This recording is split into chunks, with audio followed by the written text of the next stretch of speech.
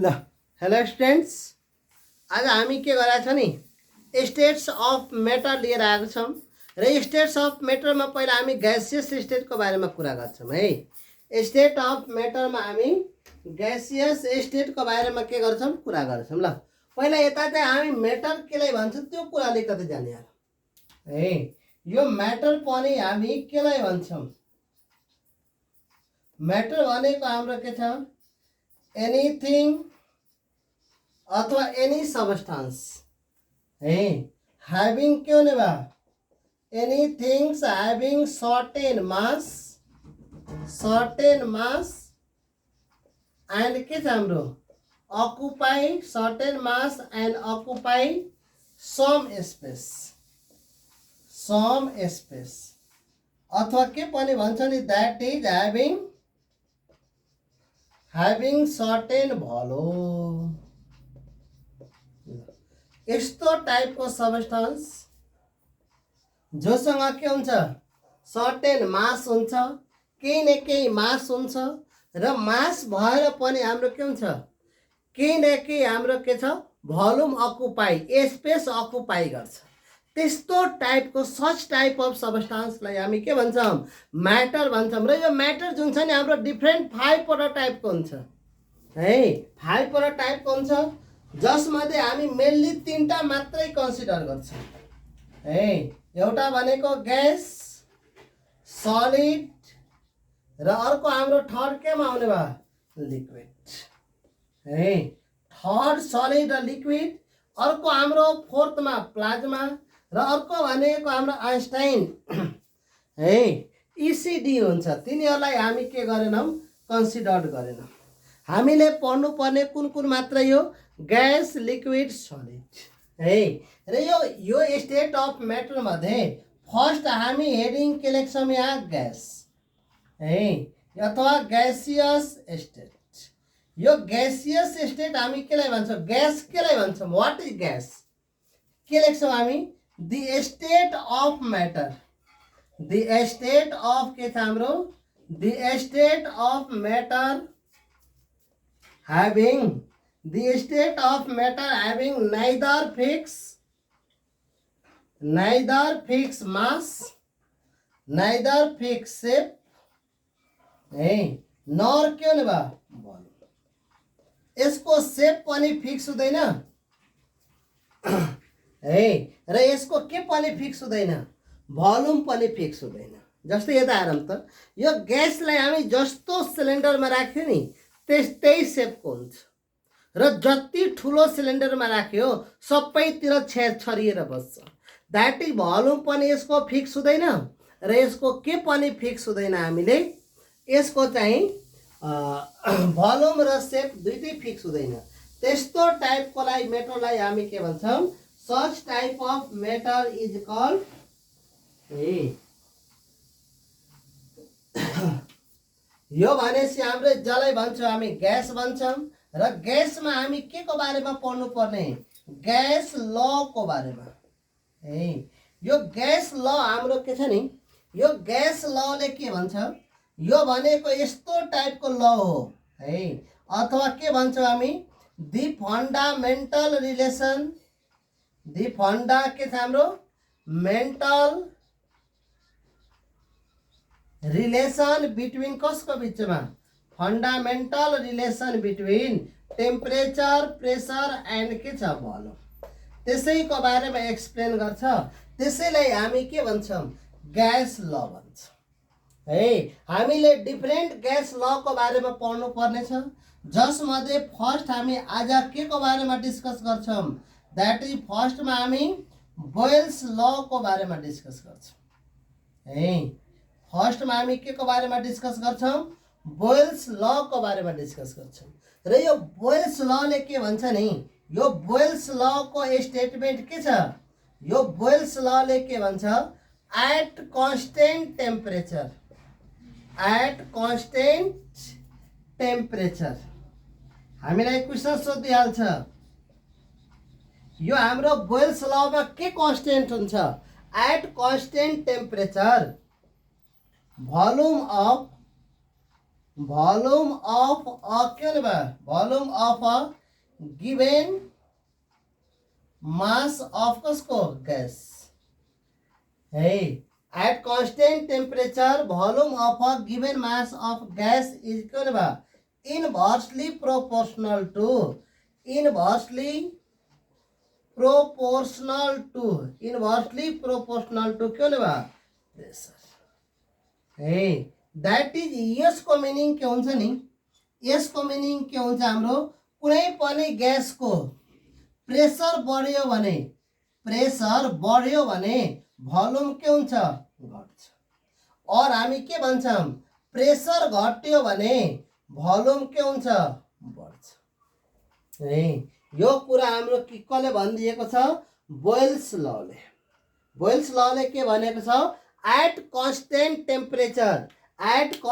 Temperature volume of a given mass of कसको given mass of gas is inversely proportional to के हुने भयो pressure है that is यसलाई म्याथमेटिकली लेख्दाखेरि दैट इज यसलाई हामी के लेख्न सक्छौं that is volume is inversely proportional to P at constant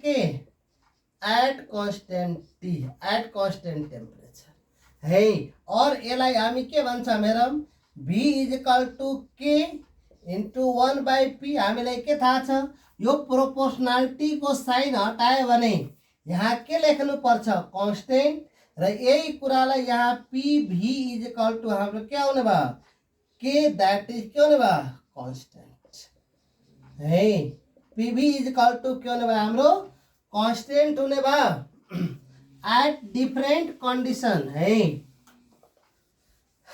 at कस्तो कंडीशन में हेर्दाखेरि एट डिफरेंट कंडीशन में हेर्दाखेरि एट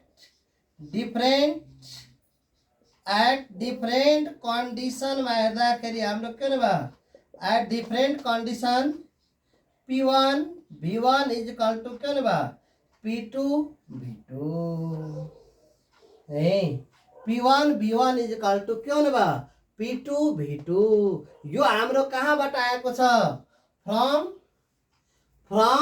बोयल्स लबाट अथवा यसैलाई ओ गर्दाखेरि अरु के लेख्न सकिन्छ यसलाई क्रिस क्रस गर्दा यसलाई डिभाइड गर्दिने यो ल्याएर यतातिर डिभाइड गर्दिने है भनेपछि हाम्रो के हुने भयो P1/P2 is equal two V2 by के हुने भयो V1 है यसरी हामी के गर्न सकिन्छ यो रिलेसन हामी कहाँबाट लेखेको छौं दिस इज फ्रम बोयल्स ल है यो बोयल्स लबाट आएको छ ल अब हामी के हेर्छौं यसको ग्राफिकल रिप्रेजेन्टेसन अफ कसको अब हामी हेर्छौं ग्राफिकल रिप्रेजेन्टेसन अफ बोयल्स ल है हेरिङ हामी के लेख्छौं ग्राफिकल रिप्रेजेन्टेसन अफ बोयल्स ल अर्को हामी के लेख्छौं यहाँ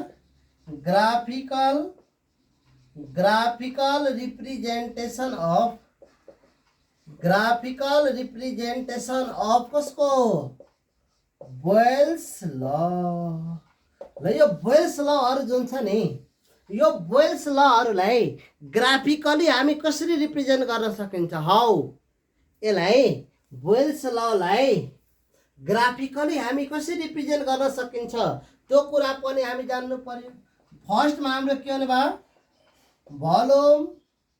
भोल्युम भर्सेस प्रेसर को हामी भोल्युम भर्सेस प्रेसर को चाहिँ ग्राफ हेर्दाखेरि कस्तो हुने भयो भोल्युम र प्रेसर को ग्राफ हेर्दाखेरि हाम्रो हेरौं त V इज के हुने भयो इन्भर्सली प्रोपोर्शनल टु P भनेपछि भोल्युम हाम्रो P सँग इन्भर्सली प्रोपोर्शनल छ भोल्युम प्रेसर को हेर्दाखेरि यसको ग्राफ यस्तो चाहिँ आउँछ हाम्रो है यो भनेपछि हाम्रो के छ रेक्टेंगुलर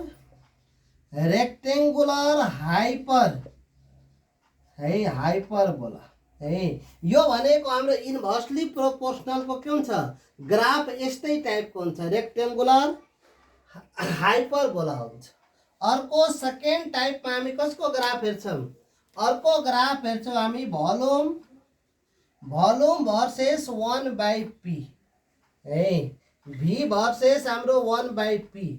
यसको हेर्दाखेरि यो भोल्युम र p 1/p एक अर्कासँग डाइरेक्टली प्रोपोर्सनल छ। यो p सँग मात्रै इन्भर्सली प्रोपोर्सनल, तर 1/p सँग v हाम्रो के छ? डाइरेक्टली प्रोपोर्सनल छ। र डाइरेक्टली प्रोपोर्सनलमा हाम्रो के हुन्छ?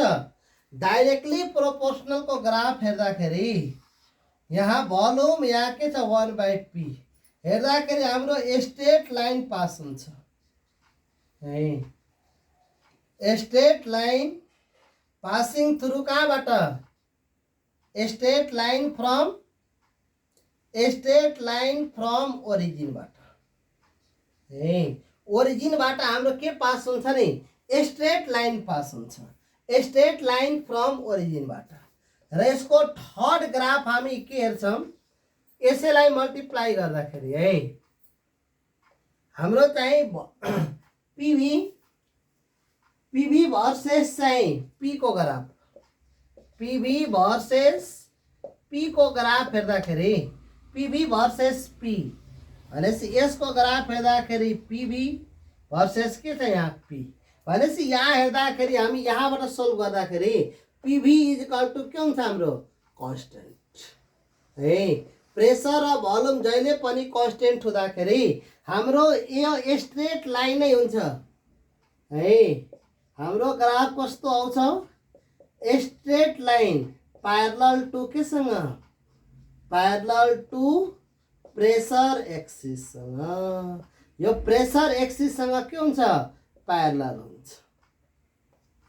यसरी हामी के गर्न सक्छौँ? यसलाई ग्राफिकली रिप्रेजेन्ट गर्न सक्छौँ। कसलाई? बोयल्स ललाई है। यो बोयल्स लको हाम्रो ग्राफिकल रिप्रेजेन्टेसन सोध्यो भने यही तीनटा वेबाट हामी के गर्न सक्छौँ? रिप्रेजेन्ट गर्न सक्छौँ। द्याट इज भोल्युम भर्सेस प्रेसरको ग्राफ, भोल्युम भर्सेस 1/p को ग्राफ र पिभी भर्सेस पी को ग्राफ है। यो हाम्रो ग्राफिकल रिप्रेजेन्टेसन अफ बोयल्स ल एकदमै इम्पोर्टेन्ट छ। हाम्रो इक्जाममा सोधिराखेको हुन्छ।